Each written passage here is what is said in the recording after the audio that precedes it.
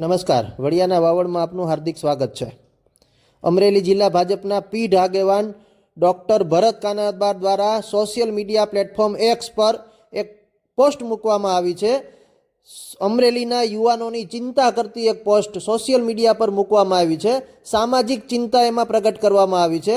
Doctor કાનાબારે પોતાના એક મિત્રના ઉદાહરણ દ્વારા એવું જણાવ્યું કે અમરેલીમાં યુવાનોને કોઈ દીકરી દેવા માટે તૈયાર નથી.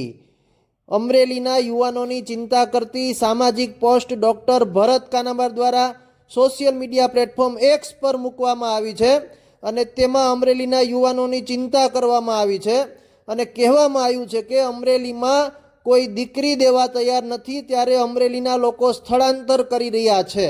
આ બાબતે વડિયાના વાવડ દ્વારા ડૉક્ટર ભરત કાનાબાર સાહેબનો સંપર્ક કરતા તેમની સાથે આ બાબતે ઘણી ચર્ચાઓ કરવામાં આવી. ચાલો સાંભળીએ શું કહે છે ડૉક્ટર સાહેબ. નમસ્કાર સાહેબ, વડિયાથી કિરીટ જોટવા બોલું છું.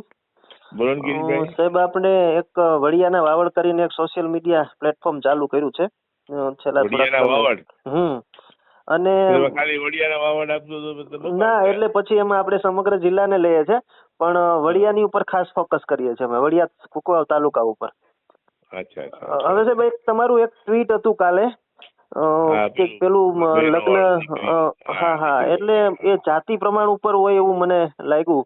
એક સેક્સ રેશિયા ઉપર હોય અને એક લોકોની શિક્ષણમાં, દીકરીઓમાં શિક્ષણ વધતા મહાનગરો તરફનું વલણ એનું દેખાતું હોય, એ બાબતનું આપની એક ચિંતા કરતું સામાજિક ટ્વીટ હોય એવું મને લાગ્યું હતું. તો શું કહેશો સાહેબ આપ એમાં?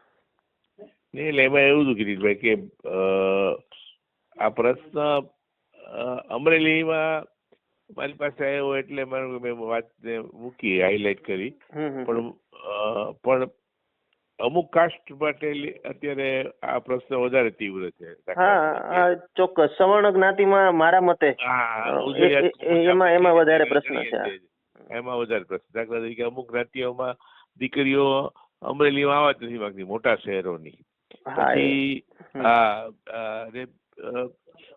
અમરેલી કરતા વધારે પરિસ્થિતિ ખરાબ તાલુકા પ્લેસીસ છે. દાખલા તરીકે અમરેલીથી તમે નીચે ઉતરો તાલુકા પ્લેસીસ જો કે આજે બગસરા, ચલાળા, દારીગઢ, તો ત્યાં એનાથી વધારે આ પ્રશ્ન તીવ્ર છે. ગામડાની વાત તો આપણે ભૂલી જવી પડે એવું છે. ગામડામાં તો દીકરીઓ જવા તૈયાર નથી આજે કોઈ. બધી અહીંયા અમરેલીમાં એના પરિવાર સારો હોય, સુખી હોય, દીકરો ભણેલો હોય, કમાતો હોય, તો એને અમરેલીમાં રહેવું નથી. હવે એ શહેરીકરણનું પણ એક મોહ છે.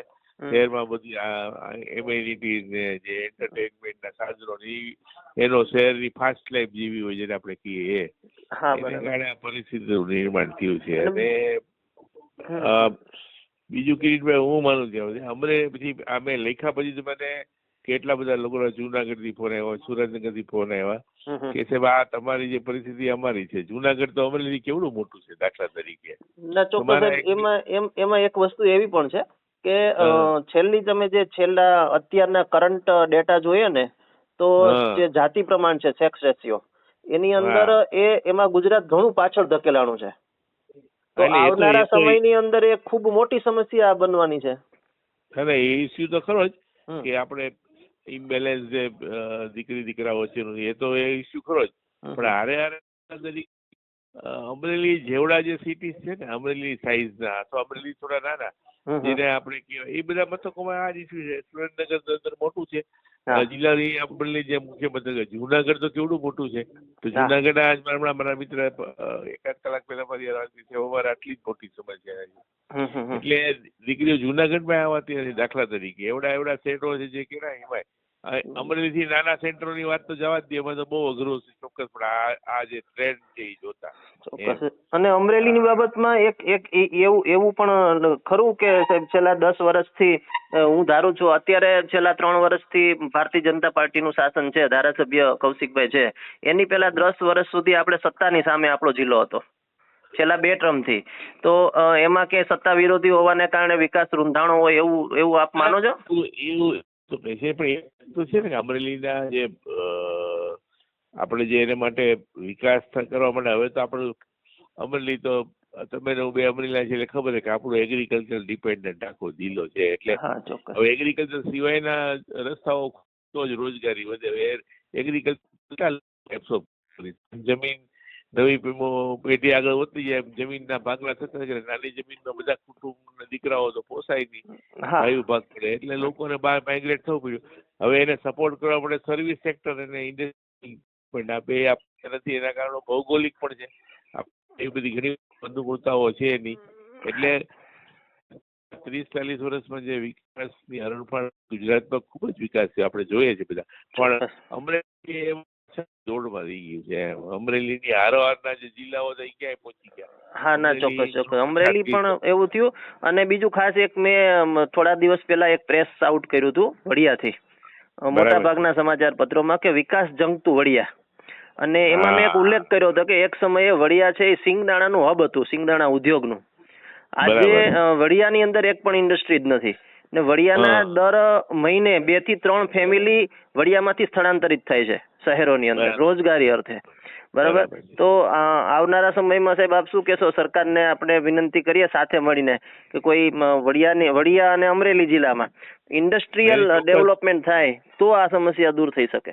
એટલે અમરેલીમાં અને વડિયા અમરેલીનો ભાગ છે કે રોજગારીની તકો થશે તો જ યુવાનોને અહીંયા રહેવાનું માટેનું એને આકર્ષણ રહેશે. અન્યથા તો માણસે રોજગારી માટે જ બહાર જવું પડે એવી પરિસ્થિતિ છે. અમરેલીમાં તમે અહીંના લોકલ અમારે જે બધા ન્યૂઝ આવે ને પેપર નાના જેમાં લોકલ બધી એડવર્ટાઇઝમેન્ટ હોય એ બધા વાંચો ને તો મકાનો સંખ્યાબંધ મકાનો વેચાવા પડ્યા છે. કેટલાય મકાનો અમારી હાઉસિંગ બોર્ડ સોસાયટી કેટલી સરસ છે, અમારી જૂની છે, જૂની એસટી ડેપો નજીક, વોકિંગ ડિસ્ટન્સ, સિવિલ હોસ્પિટલ નજીક, રેલવે સ્ટેશન નજીક, ત્યાં ઓછામાં ઓછા 15-20 મકાનો આવે એમને ખાલી પડ્યા છે, કોઈ રહેવા વાળું જ નથી ત્યાં. ચોક્કસ. બીજું એક આ સમસ્યા છે તો આના સમાધાનમાં અમરેલી જિલ્લાના અનેક ઉદ્યોગપતિઓ સુરતની અંદર છે, તો એ લોકોને પોતાના વતનની વારે આવવું જોઈએ એવું મારું માનવું છે. હા, એને ધ્યાન આપવું પડે અમરેલીમાં. ચોક્કસ એ લોકો આગળ આવે તો અમરેલીનો ડેવલપમેન્ટ પણ થાય. અમરેલીના